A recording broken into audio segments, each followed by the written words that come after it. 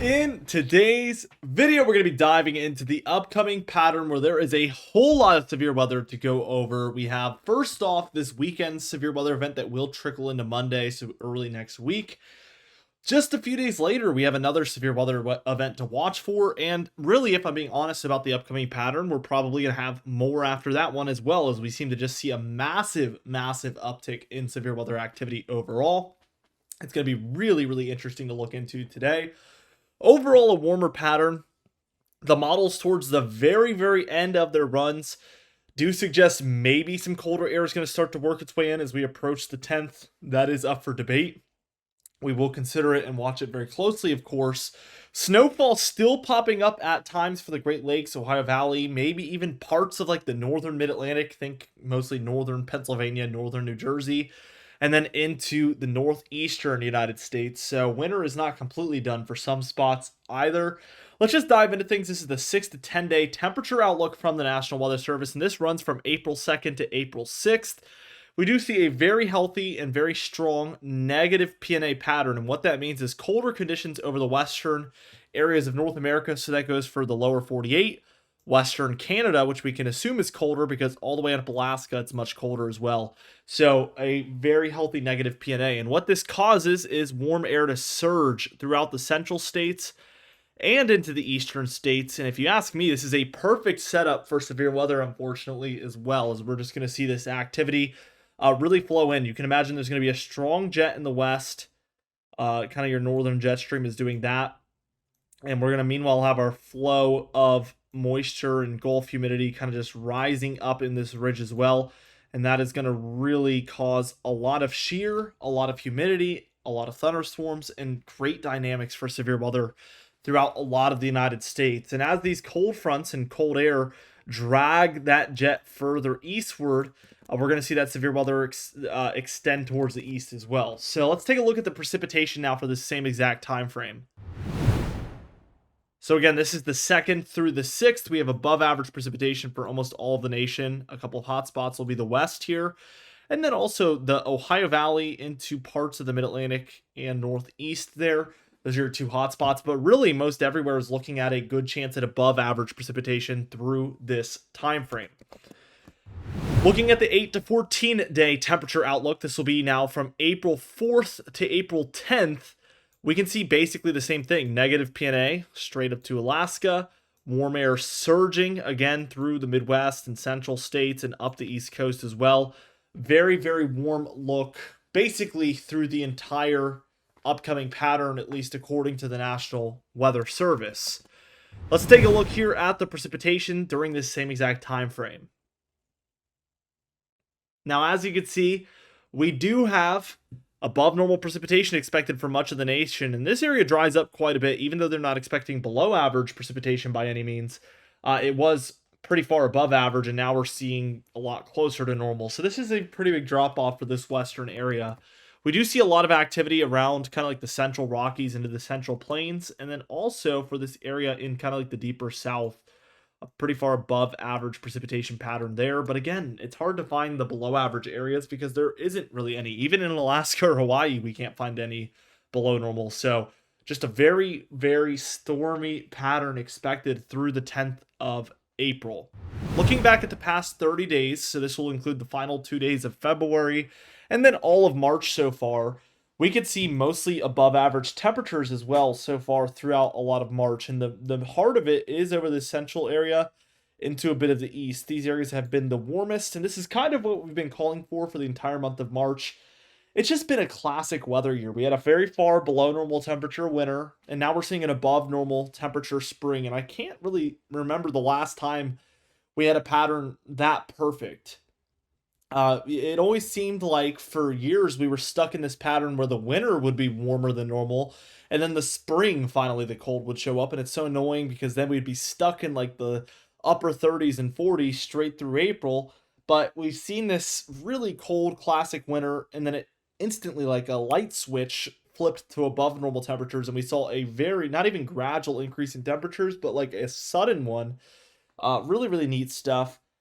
So just above normal throughout a lot of these areas. Let's take a look at what the European model has to say about the entire upcoming pattern. And as we take a look at it, we do have some low pressure already as of just this afternoon on Friday the 28th, and this is going to be located for a lot of the plains and Midwest there.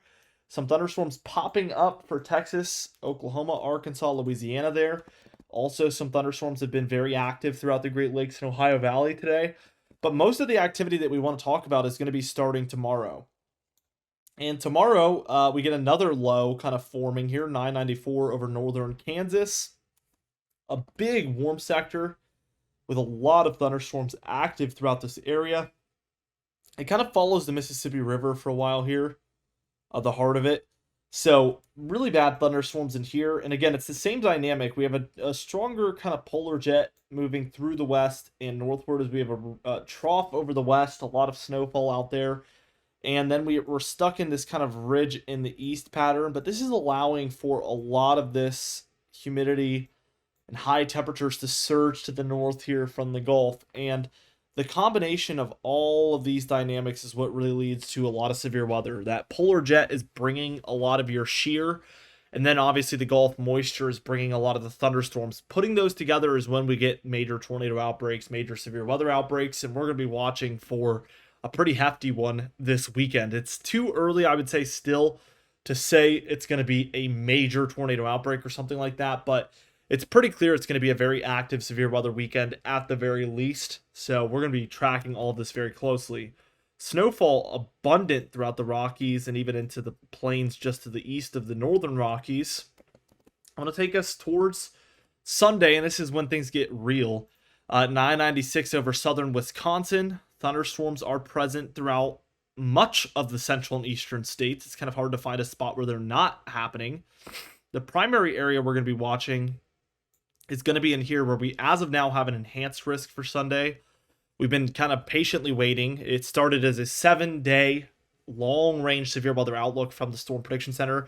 And finally, we get a categorical outlook from it, and we're starting out with an enhanced risk, a very large one, and there is a decent shot that we see a moderate risk or more. So again, Sunday is going to be very, very active here. Snowfall still going on for the Rockies, the plains to the east, some of the Cascades / Sierra Nevada, kind of the area right in between. We're watching all of this very, very closely. As we move towards Monday, we get almost an equally good setup for severe weather, if not a little bit less intense, but there's going to be plenty of thunderstorms basically from the Gulf Coast up the southeast into the mid-Atlantic, where all of these areas are at least expected to be at a slight risk of severe weather as of now. We'll talk more about those Storm Prediction Center outlooks in a little bit, of course. The storminess by Monday out west just expands. We see continued mountainous snowfall and lower elevation rainfall there. Let's keep going. I want to take us towards Tuesday on the 1st of April. What we're left with is a little bit of a colder day for some of the eastern states here. It's going to be beautiful today, tomorrow, into Sunday, and even Monday for most of the east, but it is going to cool down come Tuesday. We immediately see another low forming over eastern Colorado, which has been a kind of classic storm track now so far this year for our severe weather events, so we're watching this one closely. Again, right underneath it, we have this northern jet, really, really strong.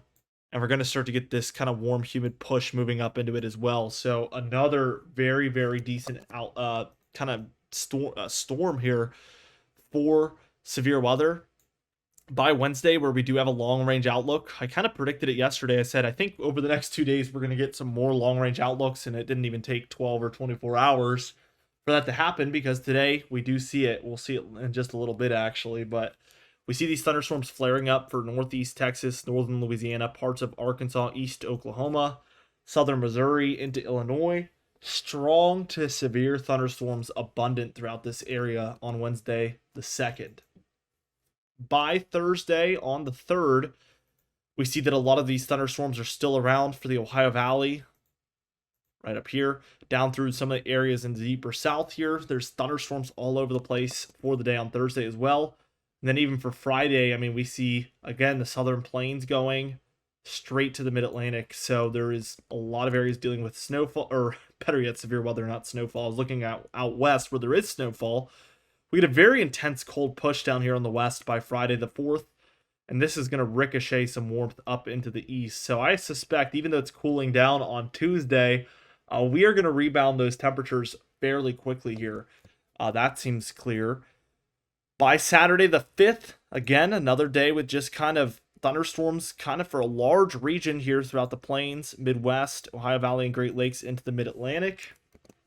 Snowfall is really, really still abundant throughout the Rockies and some of the plains.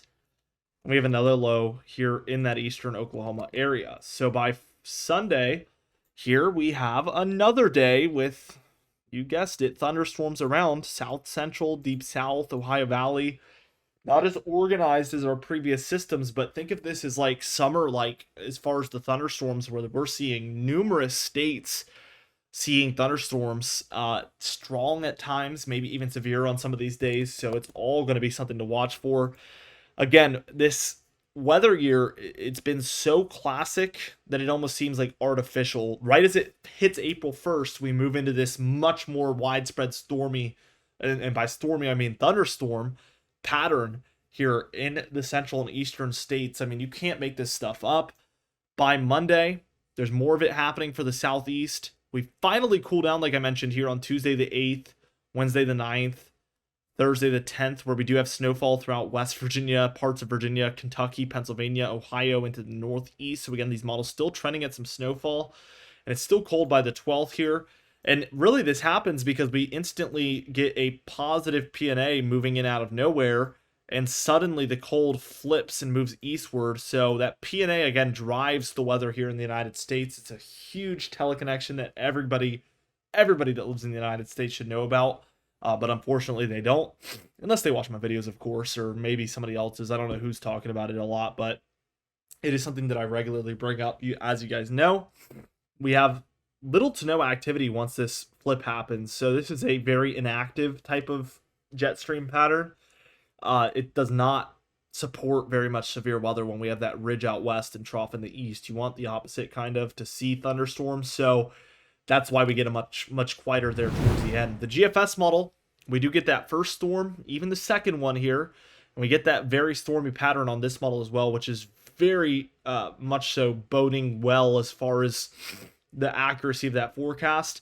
The 8th, 9th, 10th, though, we're not very cold in the east. We stay very warm until about the 12th here, where we do get a very, very strong cold front pulling down this Arctic air from Canada straight down into like the Midwest and northern plains, likely moving eastward after that point as well. As you can see, it starts to track eastward.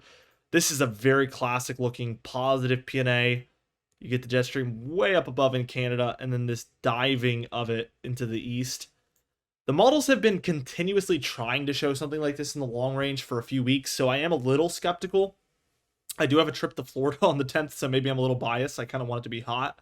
But this is beyond 300 hours. The models just, again, have a tendency to try to show a big flip at beyond 10 days out.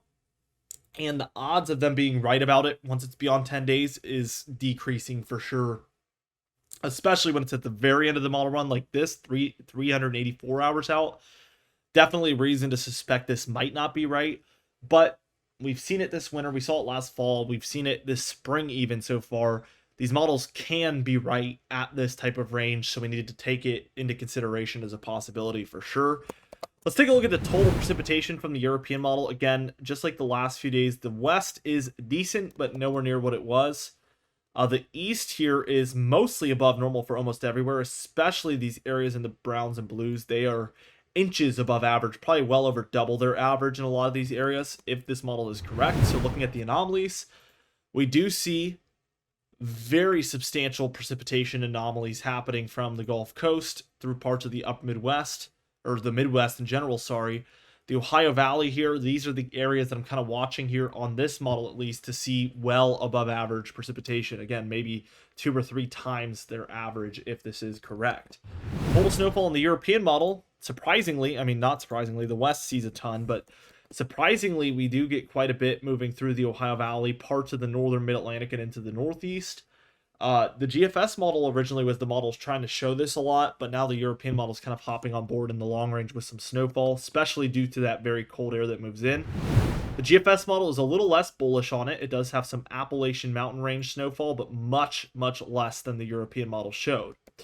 Looking at the Storm Prediction Center outlooks, we'll go over this day by day, but here's for today on Friday the 28th. We do have two fairly large general thunderstorm risk areas where general thunderstorms are expected to be possible. Severe weather is not necessarily expected at this point, but these are very tricky forecasts, and severe weather does happen every single year in these general thunderstorm risk areas.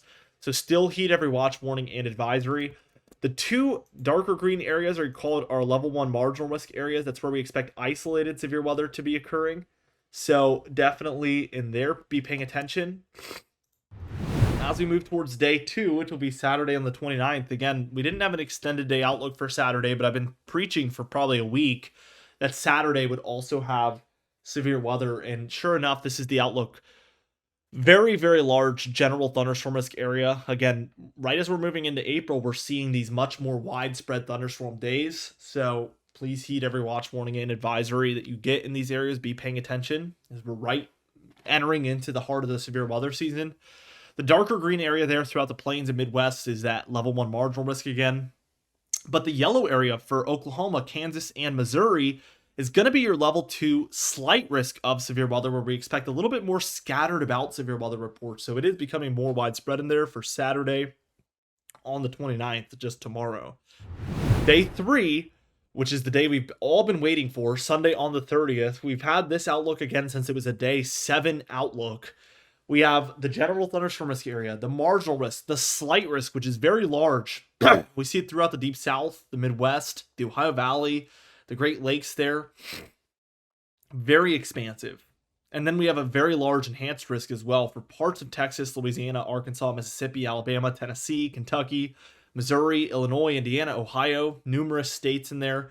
And that's where the severe weather gets a little bit more widespread. This definitely leaves room, in my opinion, for a maybe moderate risk upgrade, if not maybe more, God forbid. So we'll be watching for a very bad day on Sunday. Looking towards the extended day outlooks, we do have that Monday, the 31st outlook, where this yellow area translates roughly to a slight risk. We see this throughout the Deep South, Southeast, Mid-Atlantic, and into parts of southern New England even. So a very widespread, very large severe weather day again on Monday. And don't be surprised if there is an enhanced risk, if not more, in here somewhere. We'll be watching it closely. Day 5, we don't have anything. But day 6, just 2 days later, Wednesday the 2nd, we talked about it earlier, another very large, long-range, extended outlook from the Storm Prediction Center, where this translates again roughly to a slight risk for some of the Deep South Central states, into some of the Gulf states, the Ohio Valley and Midwest. We could be seeing another big severe weather event right away, basically, after this one is said and done. So we'll be paying attention to all these things. We do upload every single day, so be sure to subscribe. You can even hit the bell icon for daily notifications when we upload, so you never miss one. Be sure to like the video if you did enjoy it, leave a comment down below, and I'll see you guys in the next video.